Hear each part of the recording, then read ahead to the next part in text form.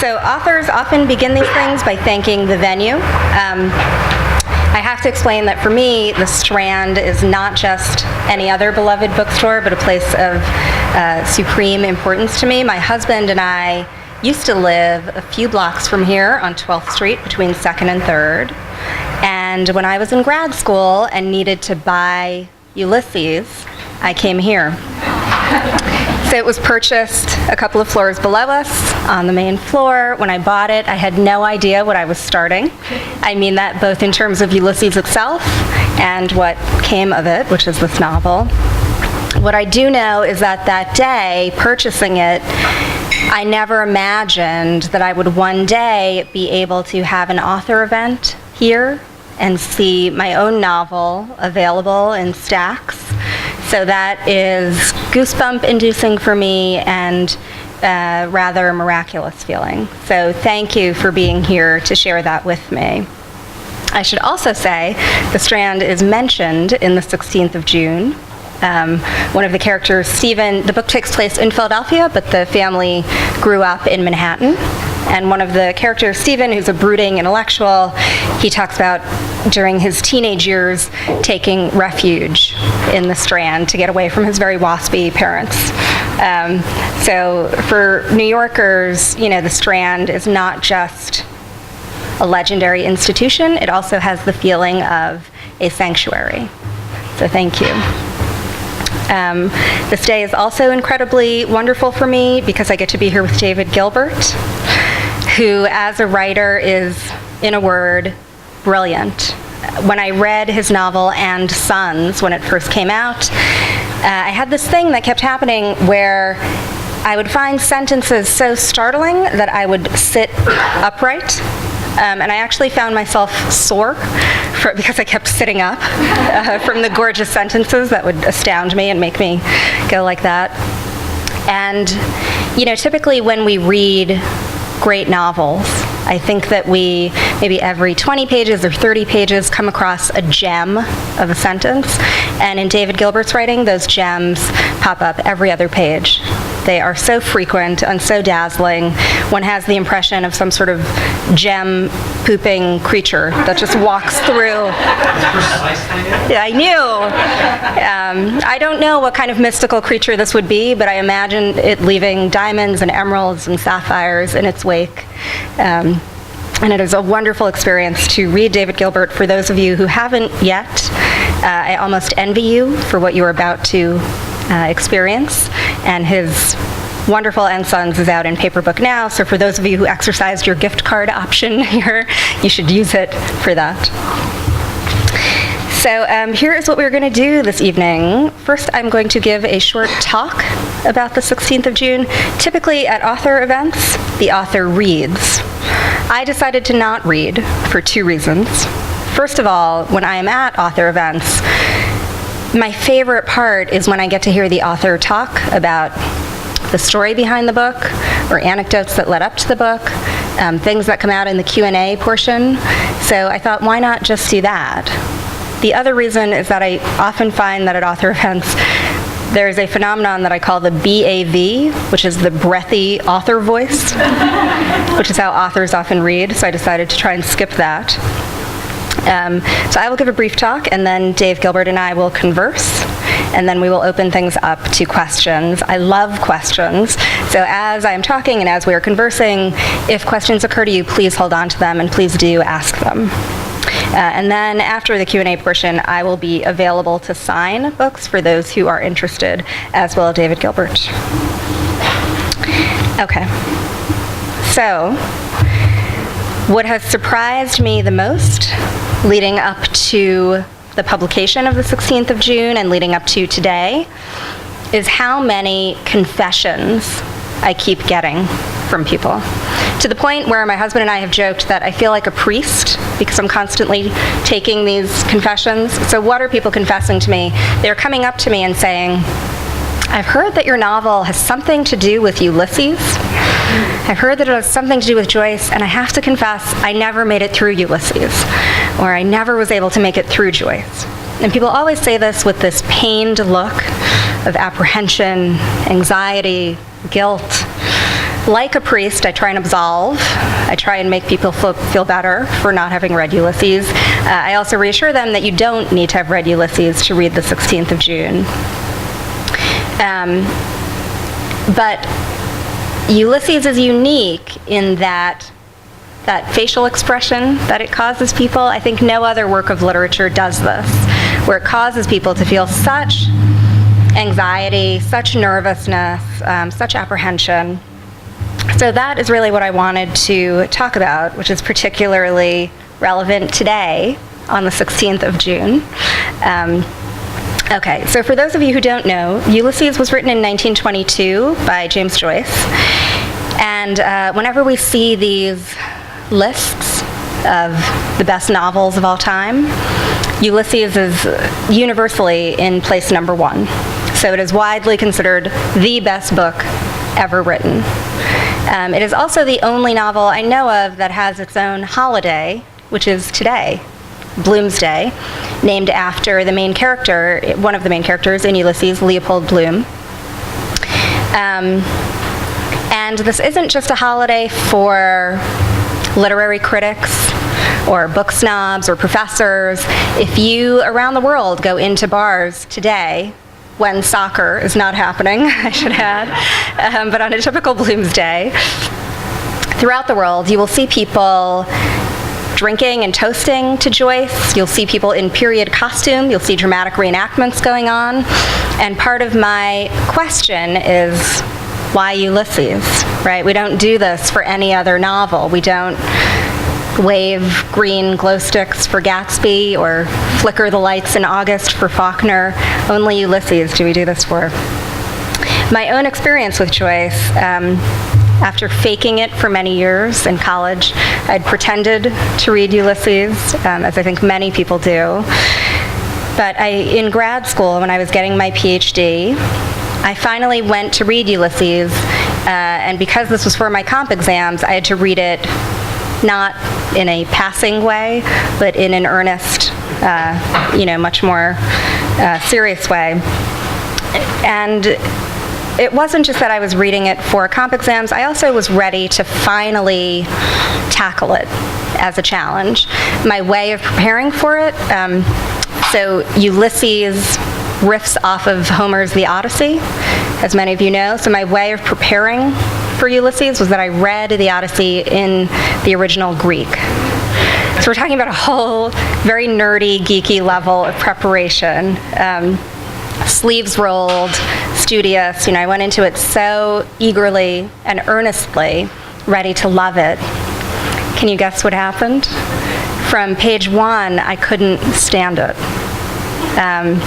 I found Ulysses arrogant. I found it off-putting.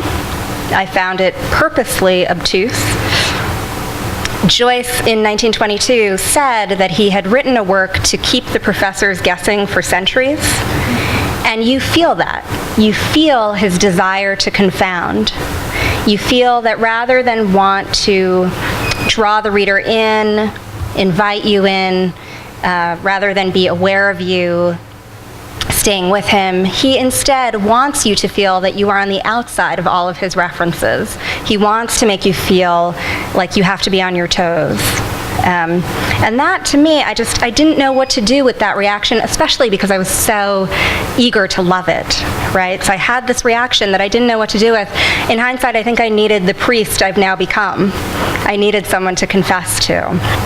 And I essentially felt like someone in the crowd when the emperor comes out in his new robes with everyone oohing and eyeing. I felt like the lone person who thinks to herself, I'm pretty sure that guy is naked. Which is not to say that I alone saw the truth of the situation. It's not to say that the emperor is indeed naked. It's more to say that I felt incredibly uncouth for having the reaction that I had, because I was aware that I wasn't feeling what I was supposed to feel. And I think that this conundrum, that this discrepancy between what you really feel versus what you're supposed to feel, I think that's what the 16th of June is really about. So there is a lot of Ulysses in the 16th of June, which we can talk about either in our conversation or during the question period. I ended up modeling each chapter of the 16th of June after an episode in Ulysses and bringing in excerpted lines. So, and they're not footnoted, they're not quoted, they're not italicized, they're just woven into the text. So when you read the 16th of June, you will sort of accidentally or secretly get a dose of Joyce. I like to joke that I'm like the mom who slips the veggies into the brownies, because I've now dosed you all with Joyce without your knowledge. But for the non-Joyce readers, and if the past few weeks have taught me anything, with all of the confessions I've been hearing, most of you are non-Ulysses readers, is what I've learned. So what I would say to non-Joyce people is that I think Ulysses is the ultimate badge of should. It is that giant thing that makes us feel that we're supposed to have read it, we're supposed to have liked it, to be culturally literate and culturally sophisticated. We should have read Joyce. And all of my characters who are in their late 20s are grappling with that feeling of should in different ways. They're grappling with that discrepancy between what they expect for themselves, what they thought, where they thought they would be in their lives, versus the reality of where they actually are in their late 20s. So just to introduce you to the characters, we have 3 characters who form a sort of triangle. First, there's Nora, who has lost her mother to ovarian cancer, and when the novel opens, her mother has been dead for almost a year.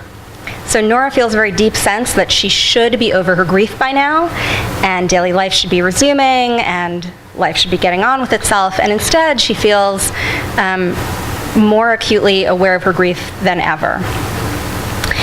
Next we have Leo, who is Nora's fiance. Leo in college was a frat boy, and he is that guy who loves Sports Center and loves to drink beer and get together with his friends, and he's extroverted and very logical and very purposeful and loves to bathe his beloved SUV.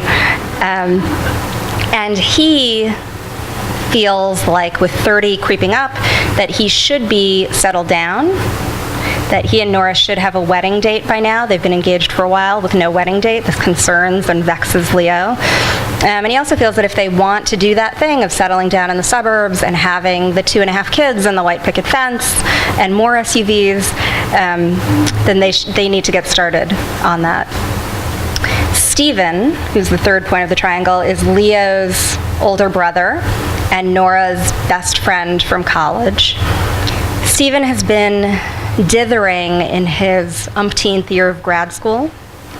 He's getting a PhD, and he feels that he should have more to show for himself. He feels appalled by his own lack of progress with his career. And he feels very aware of what everyone around him is doing. He thinks life is sort of like a game of musical chairs, where suddenly everyone is starting to grab a seat, and he's worried that he will be the last man standing. So I think that feeling that I got from Ulysses, the difference between what I was supposed to feel versus what I actually feel, I think that really describes adulthood. I think that is the crux of adulthood. And I think we feel it most acutely in that post-college, pre-30s phase.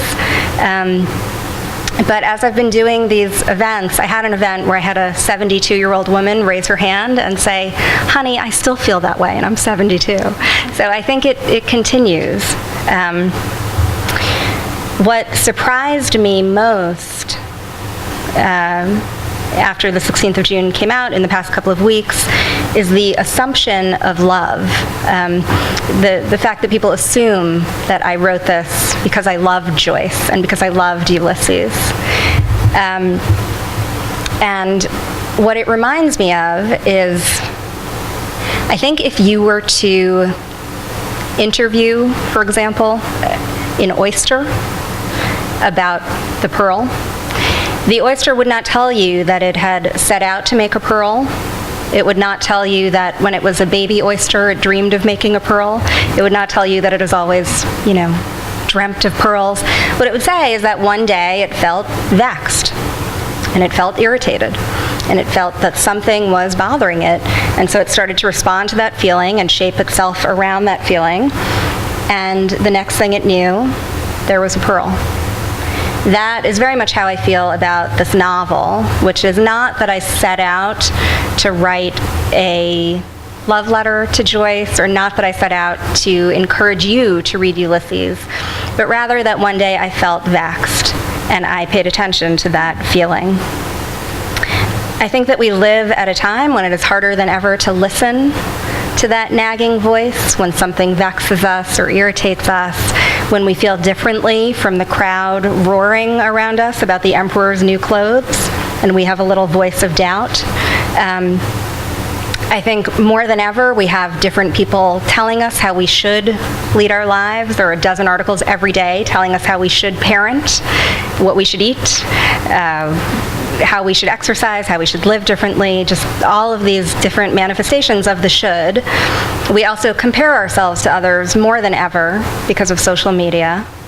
And Louis C.K., the comedian, who I think is genius, I like to describe him as Nietzsche doing stand-up. I think he's brilliant. So he has this great bit that he did on Conan, where he talks about how, as a society, we no longer know how to just be in our own bodies, and that even when we're driving, we find our human, all too human, as Nietzsche would say, quality so difficult to bear that we do this even when we are driving. We do it when we're in line at the pharmacy waiting for a prescription to be filled. We do it when we're at a restaurant waiting for a takeout order. We cannot be in our bodies, and so we do this. And so I think at this particular moment, it's harder than ever to locate and listen to and heed that voice that speaks to us quietly, often in a whisper, telling us how we actually feel versus what we should. My hope, I see this in hindsight as I look back on this novel. I think the reason I wrote it, and my hope, is that through its characters, we can learn how to take that voice that whispers to us and bring it out of the dark and into the light. Thank you.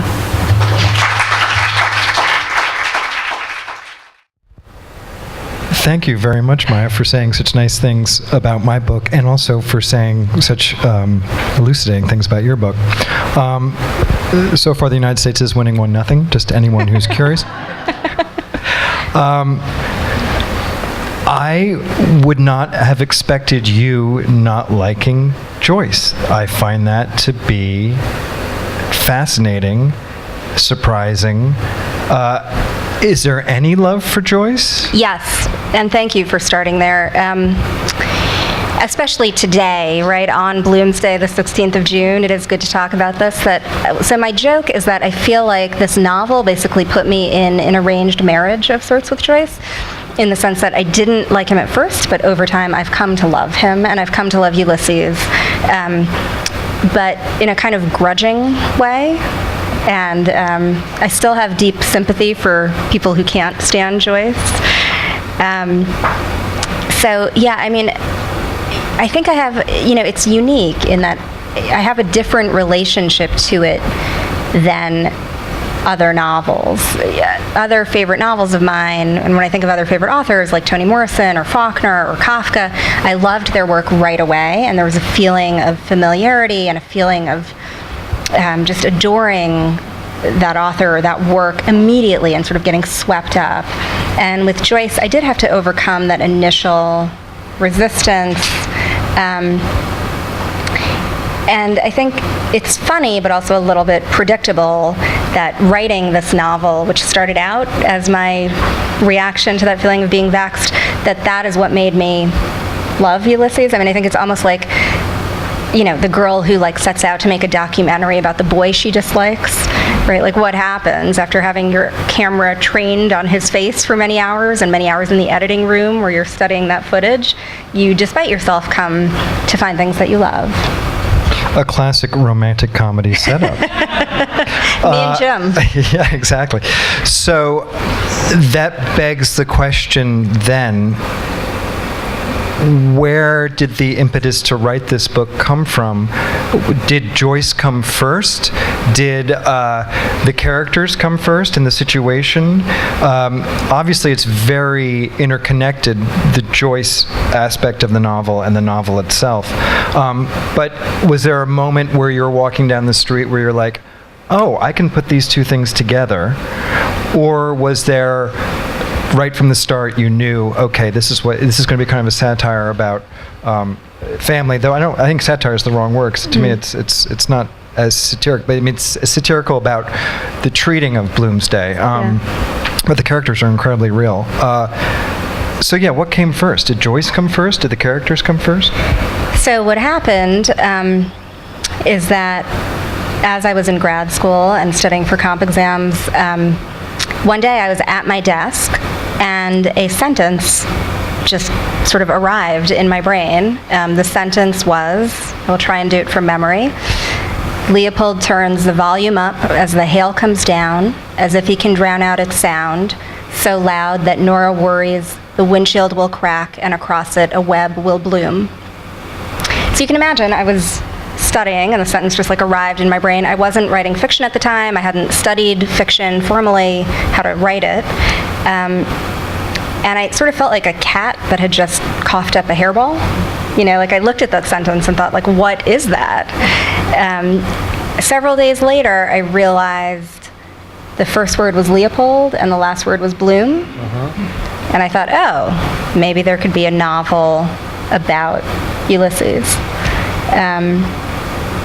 And so then, you know, I started thinking about that, and I thought, like, okay, if there were to be a Leopold, who would name their son Leopold? And then I imagined sort of a wealthy set of slightly pretentious parents who would name their two sons Leopold and Stephen after the Ulysses protagonists. So from there, I just kept sort of asking questions about who these characters were. And yeah, that first draft, you know, I wrote just to figure out who these characters were and what was going to happen to them. And then when I revised that draft, that was when I more consciously brought in the Joyce references and the excerpted lines. Yeah, because then when I saw Nora, I was thinking, oh, Doll's House. It's very like, and she felt like kind of a, you know, she's kind of trapped in her world. Then I remembered, oh, wait a second, Joyce's wife was Nora too. Yeah.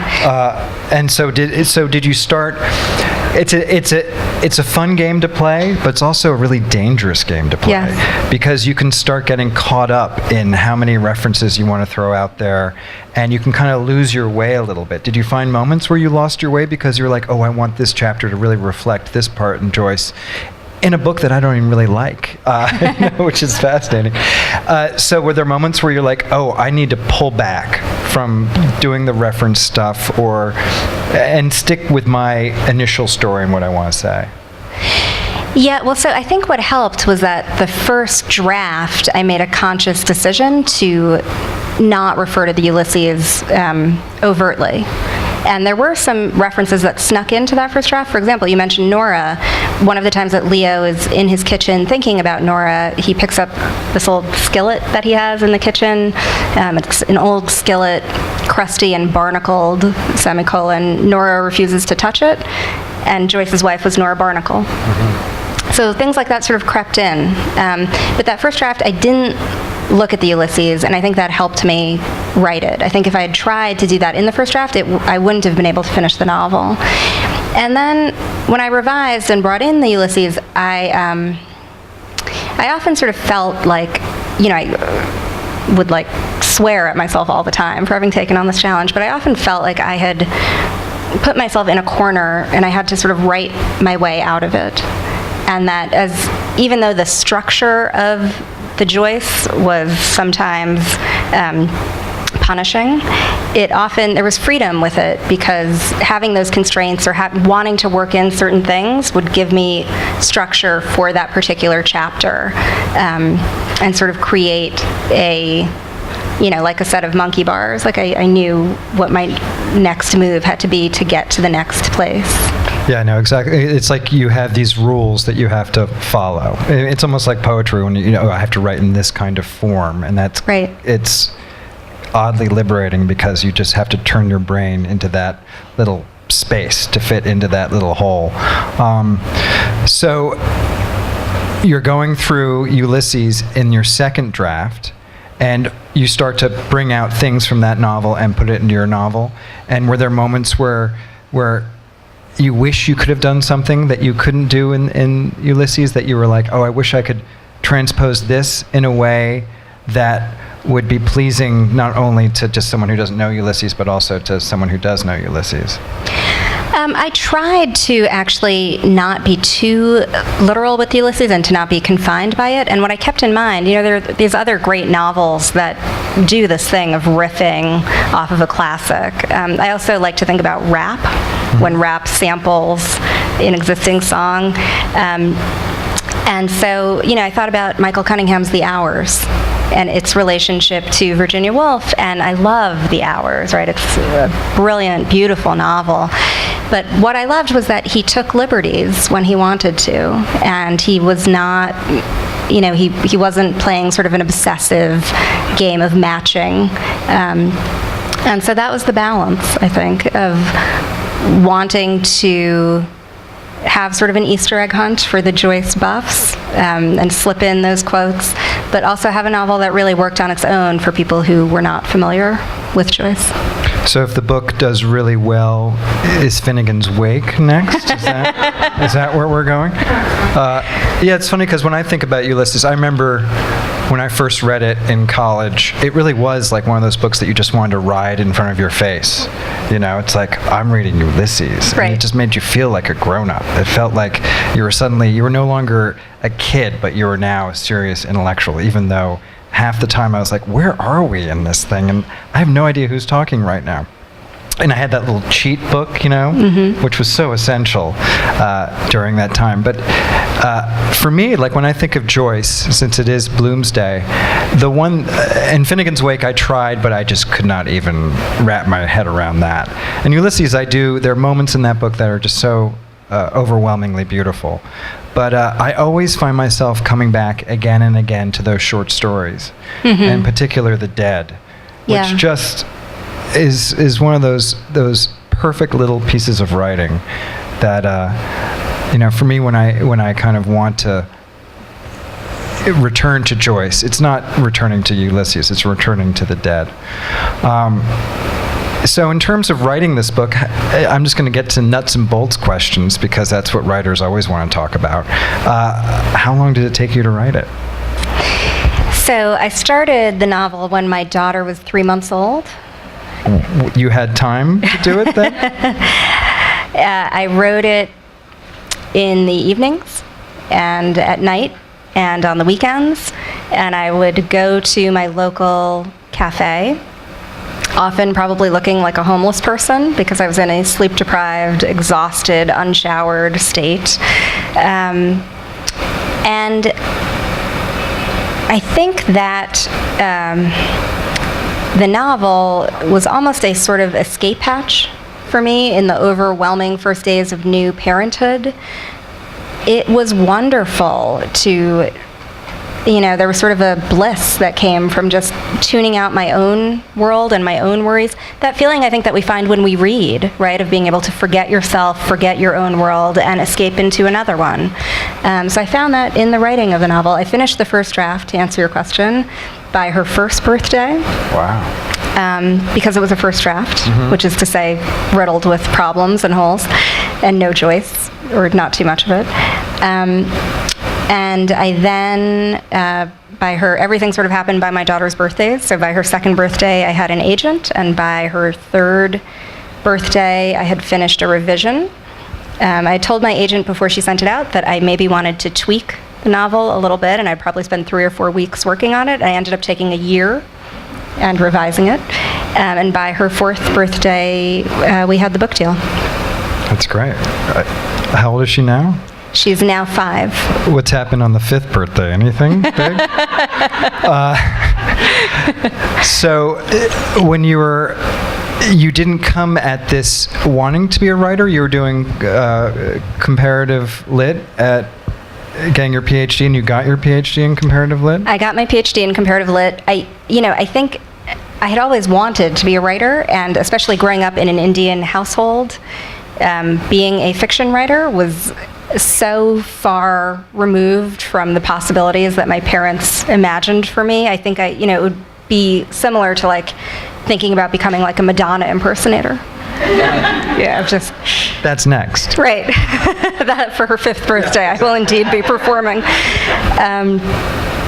So yeah, I always, like, inside I always felt like I was a writer, and I think we all in our lives have closets or things that we repress, and for me, writing was it. So I think it kept trying to kind of come out, and I kept telling myself I shouldn't, and it's not practical, and you can't make a living that way. So I think it was sort of the return of the repressed, as Freud would say, that it, and it just kind of came out. So when that sentence hit you, did you try to swat it away? Oh, absolutely. The sentence came when I was living on 12th Street here in Manhattan, and I tried to swat it away because I thought to myself, first of all, who would read a book about Joyce? But also, who am I to write it?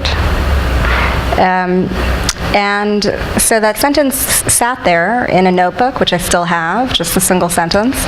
And as I kept thinking about the characters, it was when she was 3 months old, a couple of years after that first sentence, that that I felt like it was time for me to pursue it. And did any of your kind of Indian background leak into these very non-Indian-like parents who were, much more kind of strivers and kind of searching for that to come across as kind of intellectual, even though they were far from intellectual? I think that I talked earlier about sort of my feelings of how I should feel with Ulysses versus my reality, but I think my other more personal dilemma of what I should be doing with my life versus what I intuitively wanted to be doing with my life, I think that drama played out in the novel. And I think for the Portmans' sons, they are butting up, against those similar feelings of familial expectations, and I think both sons I think Leo feels like the black sheep in his family for being very average and normal, and I think Stephen feels the weight of his parents' waspiness and their alleged love of Joyce, which he's skeptical of. So I think they both are wrestling with family expectations in different ways. And it's also a very funny book, I found. I mean, I love the party scene is just so great. So it's Joyce, but with lots of laughs. I really, and the characters are so beautifully drawn. I'm just curious, when you do a draft, do you kind of do character sketches beforehand? Do you let them kind of come to you just organically as you're working through it? Do you sit down and say, okay, this person needs it, this is what they want, this is what he wants? How do you go about doing an outline beforehand, or do you just kind of dive right in? I don't outline or plan, and I know different writers approach this differently. I think some writers like to outline and think ahead and have plans for each chapter. And for me, I write blind, so I don't know what's going to happen when I start writing. There's that old Yale doctoral line about, I'm going to get it wrong, but writing is like driving through a forest where your headlights can only illuminate the next 50 feet in front of your car, but that's all you need, right? So you just keep going 50 feet at a time. So I write sentence by sentence, and with my characters, I often feel like almost like there's a radio station playing, and my job is to tune out the static and listen, to try and listen, get that voice that's there. I don't feel like I'm creating it or that I'm making choices for them. I feel when the writing is going well that I am just like a court stenographer, and that I'm transcribing something that already happened or that already is happening. I don't feel like I'm making decisions for them or creating something. I feel like my real job is to listen. And was it liberating to just do it one day? Was that did you initially say, oh, this is going to be great, it's just going to be one day, but then suddenly you find yourself in that situation, you're like, oh, I'm stuck in this day, and how do I order things, and how do I get backstory, how do I jump in time? Absolutely. I mean, I think it was both. I think so often in writing, the pleasures are often the problems. They're one and the same. So on one hand, it was a terrific thing to have a novel, especially a first novel, with a built-in structure. I knew when to end the novel because the hour was ticking. The day was coming to a close. And so I knew to write with that in mind, so I knew how to set up the novel structurally, so that was a gift. However, as you say, it was a challenge to bring in backstory and to know how to flash back so that these characters felt real and felt like you knew them, and that that they felt intimate and developed, and so that was a real challenge. And one of the problems for me was that because the novel has 3 main characters, I had to bring in all of their backstory, and I also didn't want the parents, Michael and June, to feel like caricatures. I didn't want them to feel flat. So I tried to bring in backstory for them as well, or make them a little bit more interesting, but there's only so much you can do in a day. Yeah, I agree. I mean, it is very liberating to have that built-in structure for something. Like often when if I'm working on a short story, I like try to pick a poem. If I think that the poem is something that's connected thematically to whatever I'm working on, and then it just helps kind of guide me through the process, because you are, as you said, you're driving, and my headlights only reach about 1.5 feet, unfortunately. they don't go the full sweep of 50. So it's like if you have anything that can help you, that can kind of keep you above ground or above water, it's like it's a gift. You just want to hold on tight. Are there any questions for either Maya or myself? And if anyone has an update on a score, what's that? 2-1. Oh, yes. It's huge. I'm going to bring a microphone back to you. Hi, question for Maya. Yeah. Just wondering if you could touch on your history with either or organized religion or spirituality. Oh, wow. Right. So I grew up Hindu, but in a very loose way. My parents were not Orthodox, and so I never really know. I mean, Maxine Hong Kingston talks about this in The Woman Warrior, which I think is a fabulous, I think any sort of child of immigrant parents can relate to The Woman Warrior in this respect, which is that I never know if what I grew up with is representative of Hinduism or India, or if it's just my own kooky parents. I don't know if the things that we did were their odd choices and their, little tics or things that they liked, or if that's real Hinduism. So especially these days, I often meet people, like white American people who know more about India than I do, because it's become so, trendy and big right now through Ayurvedic medicine and yoga and all that stuff.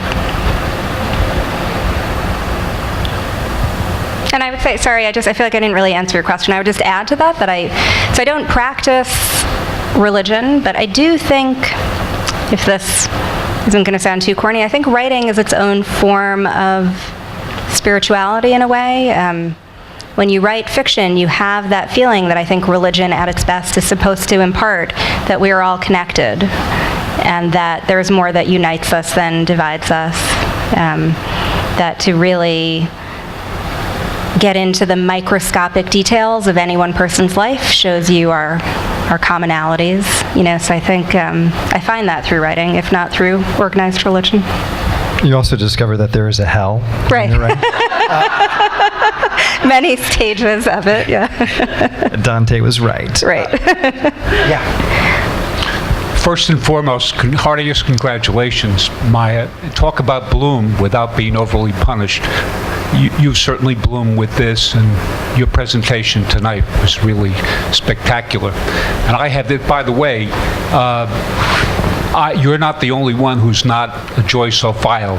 If the truth be told, I took the same undertaking as quote-unquote summer reading last summer, having not been able to go through that terse tome in the 10th grade, which I thought was punitive for the teacher to have recommended that volume at such an early age.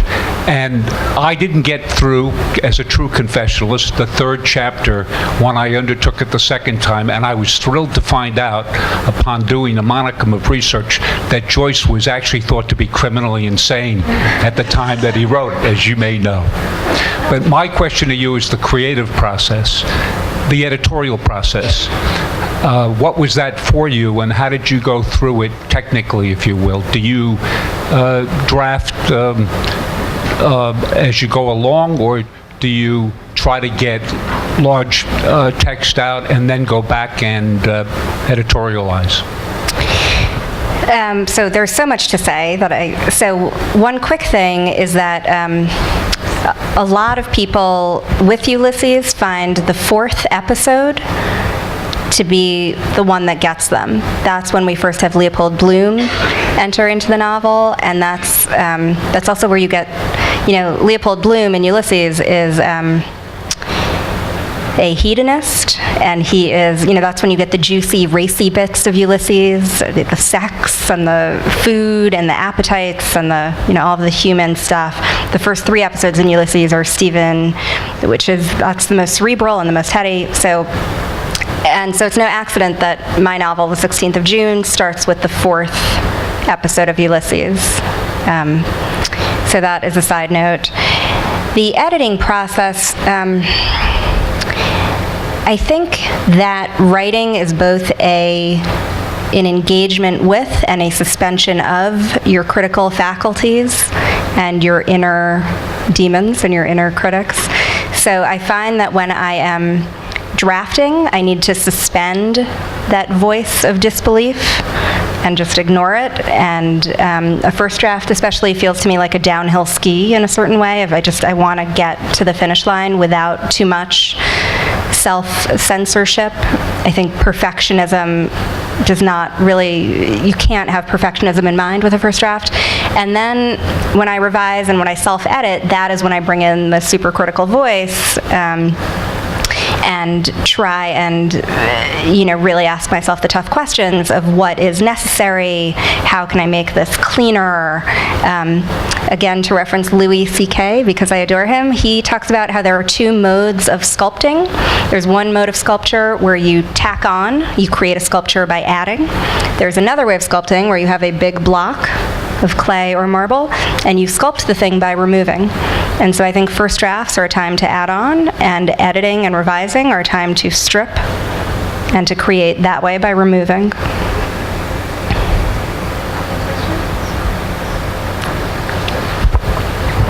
So there are many, many people in the world who would, give a limb to publish a book, which is an amazing, amazing accomplishment. But just to play on the theme of the book, having dreamt about doing that for so long and everything, how does it actually feel to have that accomplishment versus what you thought it would feel like? Do you feel accomplished? Do you feel pressure to do more? What does that feel like? Thank you for the question. I will tell you that I have described this book tour to friends as almost like a coming out party. I feel like I finally get to be the person I've always been on the inside out to the world. And I think that feeling, when you can get your outside self to match your inside self, is the best feeling. It's a relief. To my surprise, when I first got the book deal and I knew there was going to be a book tour, I didn't know how it would feel. And I think writers often feel apprehensive about being on tour because being in front of a room full of people is the polar opposite of writing. Which is, solitary with your laptop, a screen, a delete key, right? All of those things don't exist when you're in a room full of people. I have loved doing this. I've loved getting to meet readers and getting to celebrate the fact that I get to write. It has felt fabulous. And my one fear is that I will not get to do this again. So, that's a great sign, right? If you love something so much that your only bad feeling is the fear that that you won't get to keep doing it. So the hope is that I will. We do have time for one more question. We get the other side.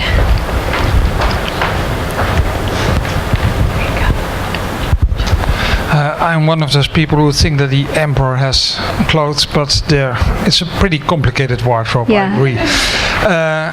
David Gilbert just asked you what the influence was of the time frame that you had to choose. I had a more general question. In choosing a structure that was sort of borrowing from, I haven't read it, so I'm just talking by what I hear, is borrowed from Ulysses. To what extent was that a burden? To what extent was it liberating? I think both. I mean, it's funny because I also wrote, this is my first novel, but it's also my first long piece of fiction. So there was a funny thing when I was writing it of like, I had these characters, I had them in my head, and I sort of hadn't yet learned as a writer that you can put them down and come back to them over time. So my first few published short stories all take place in a day or 18 hours or 12 hours because I sort of hadn't yet learned the skill of hitting the fast forward button on them. And I think with all these characters, as they were in my head, it was almost like having a beer with someone you really like and not wanting your time with them, not wanting them to go away. So in that sense, it felt very natural to just be with them for that day and see where their thoughts led and find out who they were. I mean, I think the reader discovers that as I was discovering it in the writing. And yeah, with any of these, circadian novels, as they're called, that take place on one day, like Mrs. Dalloway, which is a beautiful example, I think, as I mentioned earlier, it is that balancing act. That's the challenge, is you need to stay in the day and keep the action moving forward, yet have there be enough space that characters can flash back and reminisce, and you can get backstory so that you know who these people are and have, that you relate to them and feel for them and that they mean something to you. Wonderful. We're unfortunately out of time for the talk portion and Q&A portion of this evening's program, but we'd like to thank Maya and David very much for joining us at the Strand and for taking the time